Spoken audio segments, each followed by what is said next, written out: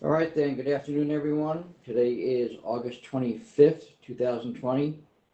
This is a special meeting of the members of the State Liquor Authority. Present today in Albany is Chairman Bradley. We also have Commissioner Ford and Commissioner Fan participating by video. We have General Counsel Meyerhoff and Deputy Commissioner of Licensing Roberts both on the phone. Counsel, can you just chime in so we know you're there? Chiming in, I'm here. And Deputy Commissioner? I'm here as well. Okay. We have 3 items on today's calendar. There's 2 requests from Counsel's office for summary orders of suspension, and then there's a request for reconsideration. The first item is 1035 FF, Suffolk OP 1325541. This is a request for a summary order of suspension. The licensee is SG75 LLC.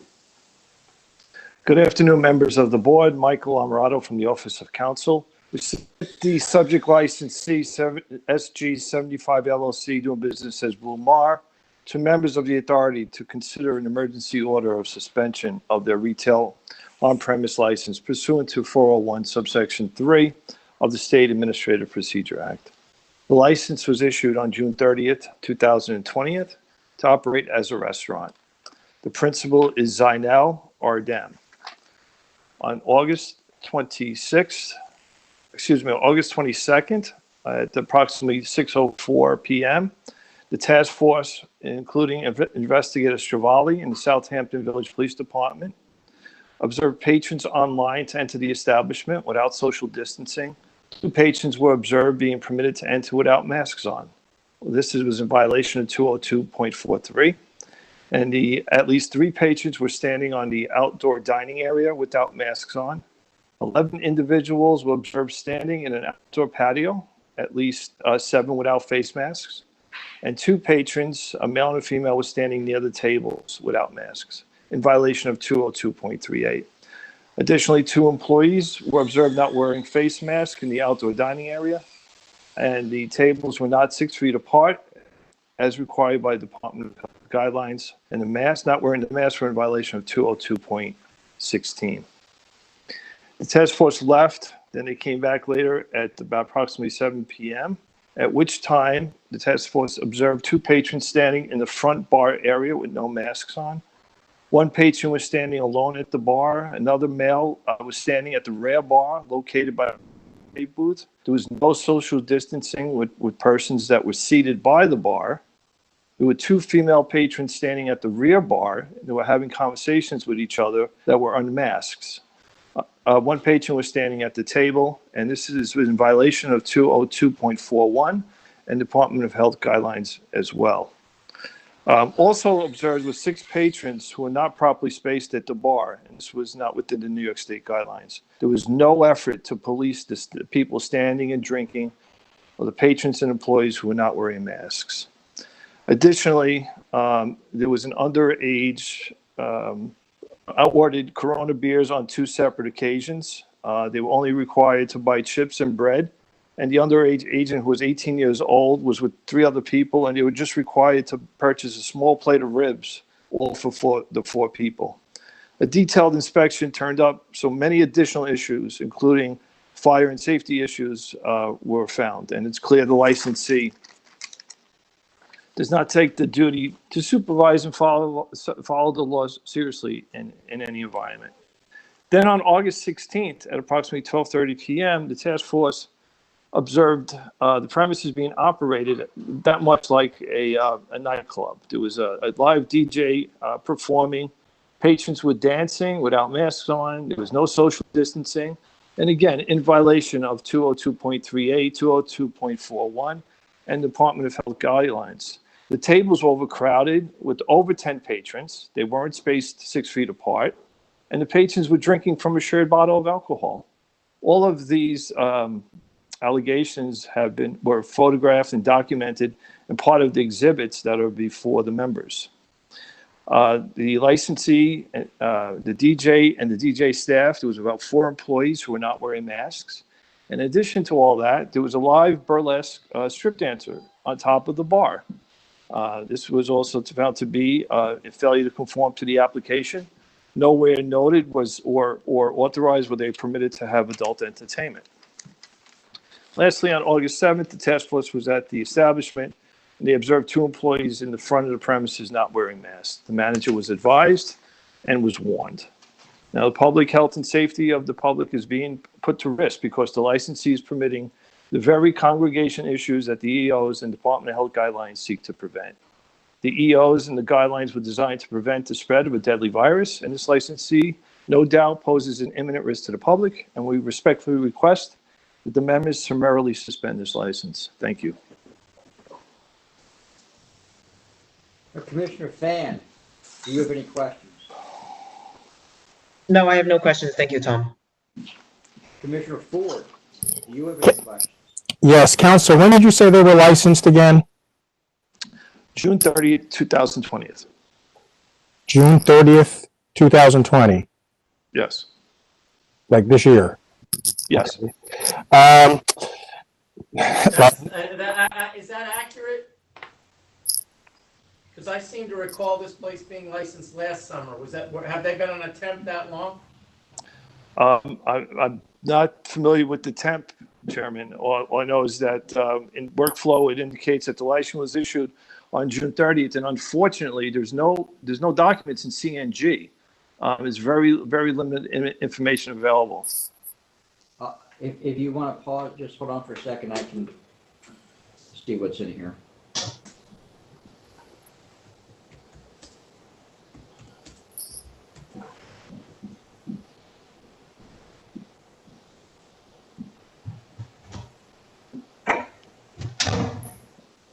Adam, can you take a look at this on your computer too? It appears, Close the door. Close the door behind you. Close the door behind you. this licensee has had a number of temporary permits. Going back to last summer? Yeah, the application, just so you know, there was actually another couple other applications that had been filed. Yeah, this application was filed in February, Okay. but there were some other applications that also had temporary licenses, so they've been operating, last year and before. Okay. All right, thanks. All right. With I that, have another question. But Yes. go ahead through them. Commissioner Ford, any other questions? No, I'm good, thank you. Chairman Bradley. So, Mike, you did the most recent events first, and then there are the later events you did, the later dates were earlier dates? That's correct, Chairman. And I'm looking at one of the reports. What was the date of the observations with the burlesque dancer on the bar? That was on August 16th. Because I'm noticing that the report, you might need to get it's from the Suffolk County Sheriff, is that correct? That is correct, yes. And can you go and have him take a look at that when we're done? I certainly will. Yes, I see at the last page, he signed off on 8/14. Right, but Yeah. it's clear from the report that it was 8/16. Yes. Okay, that's all I got. All right, with that then, I'll call for your votes. Commissioner Fan.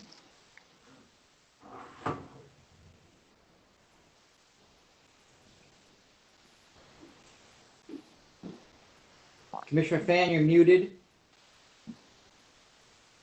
I'm sorry, I was already done voting.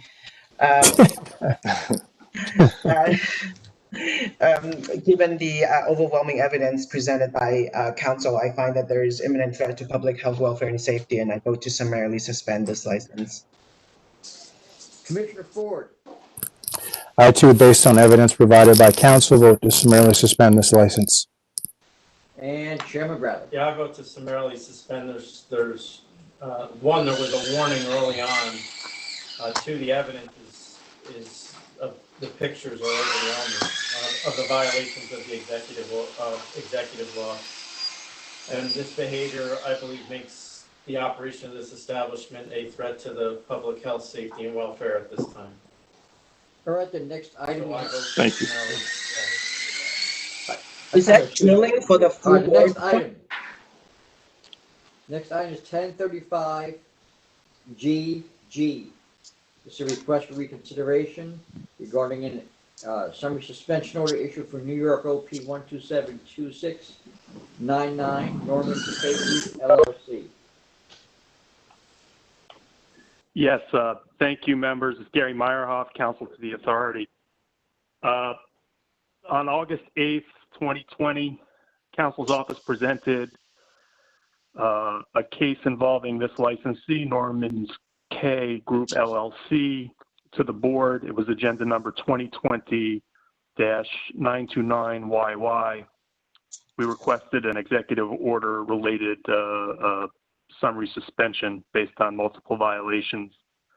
The matter was presented by Mr. Brennan, and after concluding his discussion of the events of August 7th, which was the night before the meeting, which was the basis on which we brought the matter, he mentioned on the record that there was a prior executive order violation. It turns out that was inadvertently inaccurate. Multiple cases were being presented on the same day, and there was some confusion. So the record was burdened with an inaccurate fact. On behalf of the licensee, Attorney Frank Polillo sent a letter requesting reconsideration. He obliquely refers to this mistake and then goes on to give an explanation of what happened in his letter. Given the error that occurred during the first meeting on this on August 8th, counsel's office joins in the request from Mr. Polillo and asks the members to reconsider this suspension. We don't want there to be any confusion about the basis on which the members vote for summary suspensions. So if the members are inclined to vote to reconsider, I would then ask Mr. Brennan, who I believe is in the meeting, to present the case again without that inaccuracy.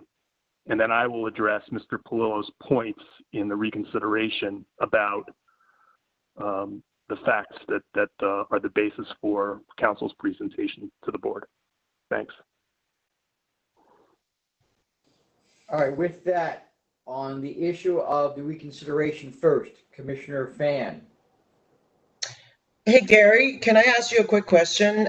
During the vote on record for 929YY, did the commissioners refer to the prior EO violation that was inadvertently mentioned, or?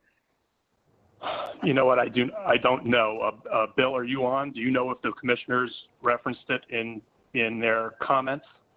Well, yes, I'm on. I distinctly remember Commissioner Ford referencing it. I do not recall if any of the other commissioners did. Okay.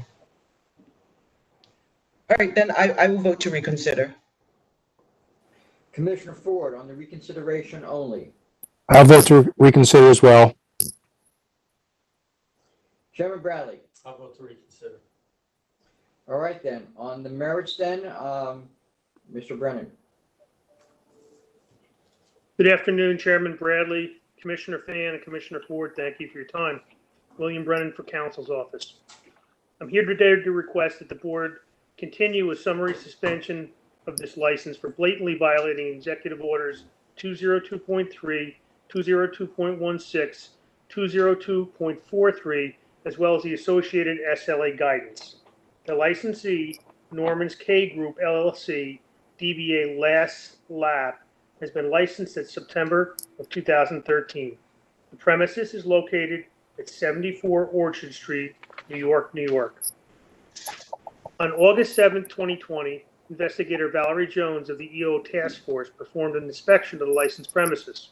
The investigator observed one table occupied by two patrons consuming food and beverages inside the licensed premises, as well as 6 patrons, quote, hanging out, unquote, inside the premises. The licensed premises was providing indoor service, even though it is prohibited in violation of EO 202.3 and SLA guidance. The investigator observed at least 5 patrons walk up to the outside bar and obtain beverages, which were then consumed amongst a group of at least 25 patrons in violation of EO 202.3. These patrons were gathered outside the premises, sitting and standing without adhering to social distancing in violation of EO 202.43. The investigator also observed Alan Vincent, who self-identified as the owner, working without properly wearing an appropriate face covering in violation of EO 202.16. The investigator is prepared to testify that a party of at least 25 patrons were sitting, standing, and kneeling around tables pushed together under one of the 2 small tents near the premises, and that these patrons were not practicing social distancing. Many were not wearing masks. The investigator will testify that she observed 3 male patrons from this group making repeated trips to the outside bar for drinks. Investigator Jones also observed patrons going inside the establishment and returning with drinks from the inside bar. The investigator will testify that when she and Trooper Thompson walked by the establishment, marijuana smoke permeated the air. The investigator will also testify that she was unable to identify any employees serving the patrons who were gathered outside. The investigator will testify that Alan Vincent, who identified himself as the owner, was improperly wearing a face mask while working inside the premises. The investigator will also testify that after she disclosed her identity, she questioned Vincent, who, according to her report, acknowledged the potential violations and explained to Jones that the patrons were eating inside, the patrons hanging out at the bar buying drinks, the crowds of more than 10 people standing closely together at tables were partially due to the rain. The observations of Investigator Jones and the pictures contained in her report clearly show that the licensee is operating the premises with blatant disregard for the governor's executive orders and the SLA's guidance. The manner in which this licensee is conducting business at the premises poses an immediate threat to the health, safety, and welfare of the patrons, employees, the community, and the public at large during this terrible pandemic. We respectfully request that this board continue the emergency order currently suspending the licensee. Thank you very much for your time. Okay, thank you, Bill. Gary here again. Mr. Polillo's reconsideration letter bears some attention from counsel. He says in his, there's basically 2 areas in which there were violations, outside and inside. With respect to the scene outside, Mr. Polillo states in his letter that the people standing on the sidewalk had placed food orders and were waiting for them to be filled. They were not drinking at all. That's what he says. Mr. Polillo doesn't say that he was there and witnesses himself. I doubt he was, but he also doesn't say who provided him with this information, which he's now relating to the board to ask them to make a decision on. So we don't know who supplied the information. In any event, excuse me, can I still be heard? I just want to make sure. Yes, we can still hear you.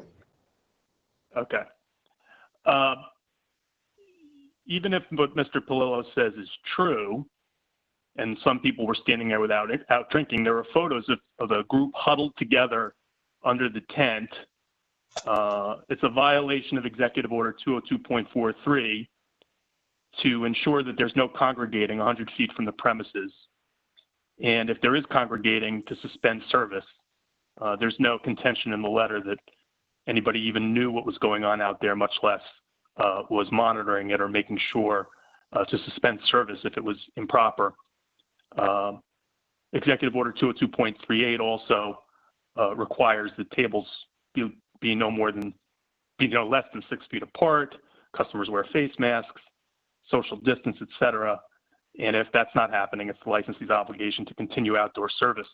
Mr. Polillo's letter essentially takes the position that the management of this operation was all in the meeting inside. Whether that's true or not, I don't know. But if so, they apparently were allowing this all to happen outside. And those are executive order violations that I don't believe the letter even addresses. With respect to the scene inside,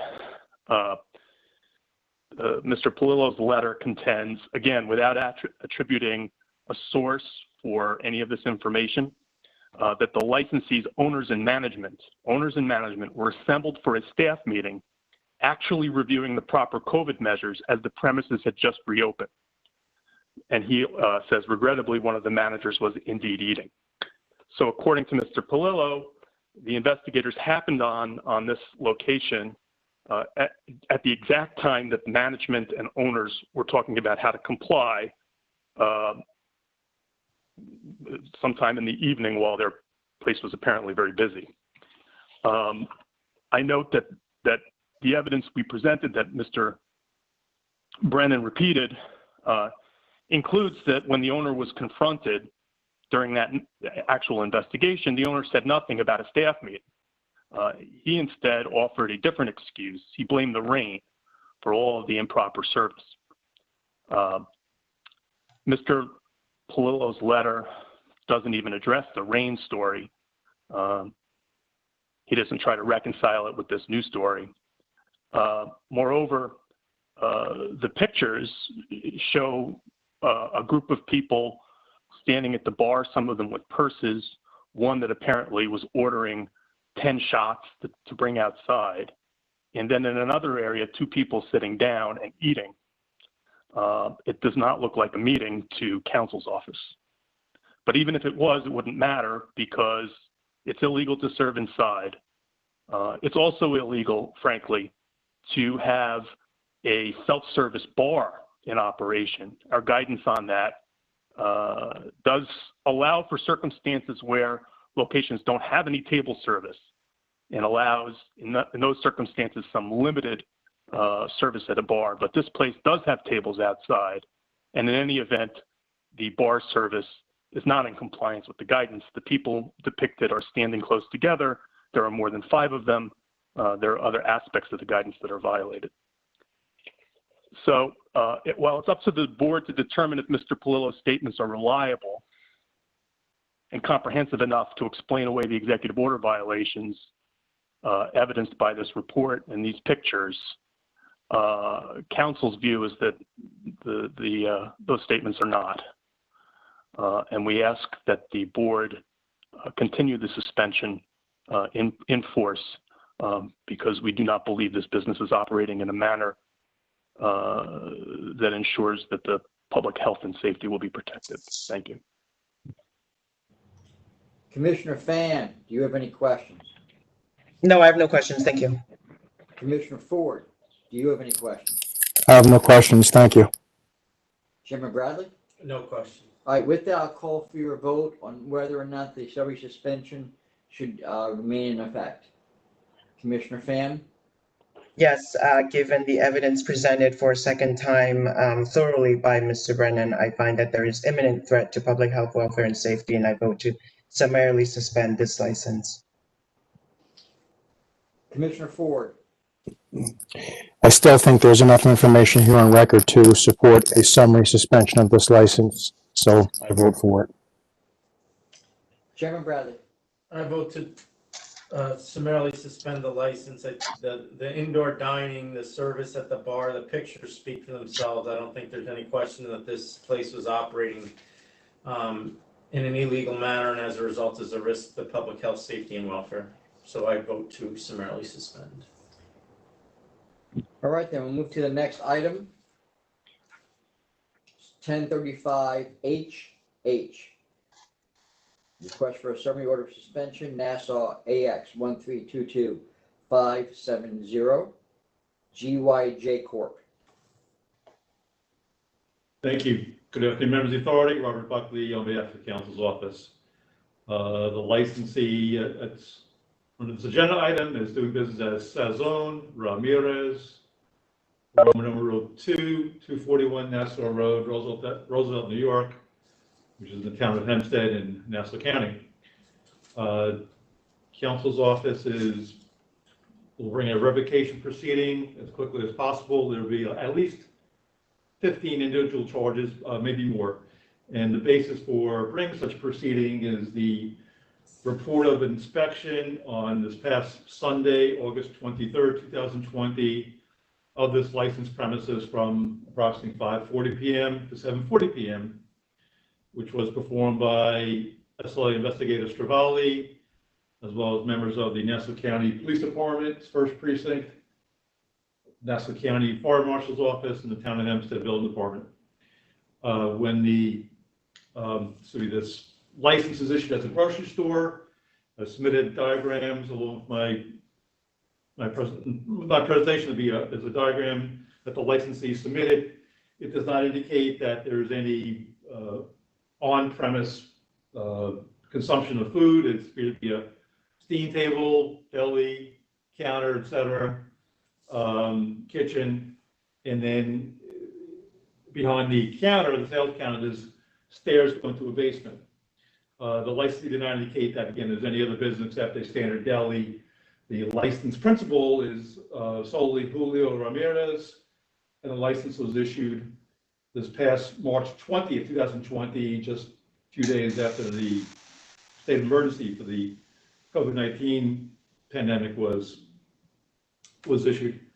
In any event, on this last Sunday, which that afternoon was a sunny summer afternoon, Investigator Cervalli and the rest of the members of the task force, they entered the location on the first floor, which is licensed, as well as the basement is licensed for storage.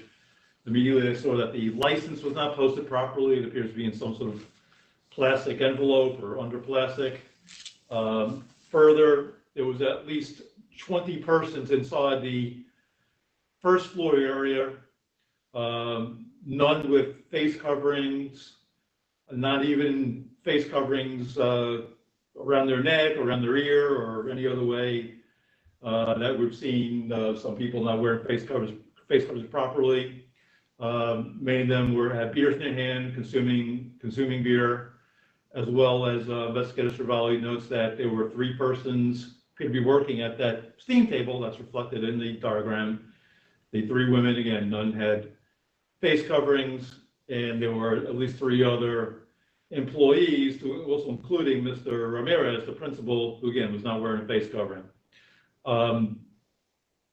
This is certainly in violation of Executive Order 202.43, in which there was not social distancing being practiced and persons not wearing face coverings and opening containers of beer.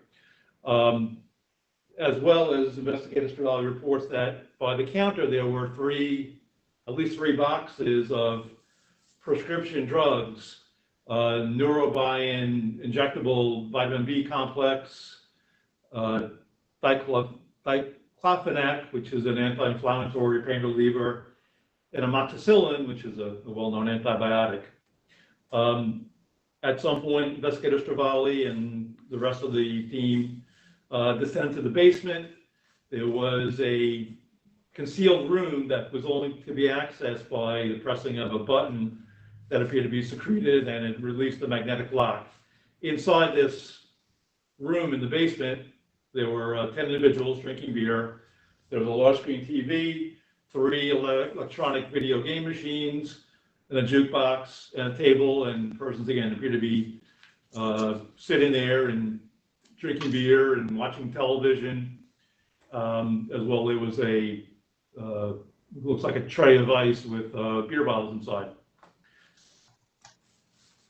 As a result of the inspection, there were numerous summonses or notices to cure or cease violations that the various local fire marshal or town of Hempstead representatives issued to the location for legal construction in terms of the first floor in the basement, for inadequate emergency lighting in the basement. There was a staircase that was in disrepair. There was bare sheetrock, holes in the sheetrock. Again, with this lock on the basement door, which was illegal, which is a clear fire hazard. Electrical box is not covered on several instances. Extension cords used as permanent wiring, and no place of assembly permit, because again, you've had at least 20 people on the first floor, 10 persons on the basement, and the 6 persons who were employed at the location. There's also a report from Investigator Cervalli that a police officer or a police sergeant from the Nassau County Police Department visited the location the next day, Monday, August 24th, in the afternoon, and it appeared that the premises were in the same condition. Again, persons consuming, not social distancing, not wearing face coverings. It's clear that this basement room where the people were located is an obvious fire hazard. So far, life and safety hazard to these people who are down there. There's no other egress except back through up the stairs and through the store. So if there's any sort of emergency conditions there, that could be certainly a tragedy. So based on all I presented, I believe that the members have enough information to make a determination that this location should have its grocery store beer license immediately suspended. All right, Commissioner Fan, do you have any questions? No, I don't have any questions. Thank you. Commissioner Ford, do you have any questions? No, I don't have any questions, Tom. Thank you. Chairman Bradley. No, I don't have any questions. All right, with that, I'll call for your votes. First, Commissioner Fan.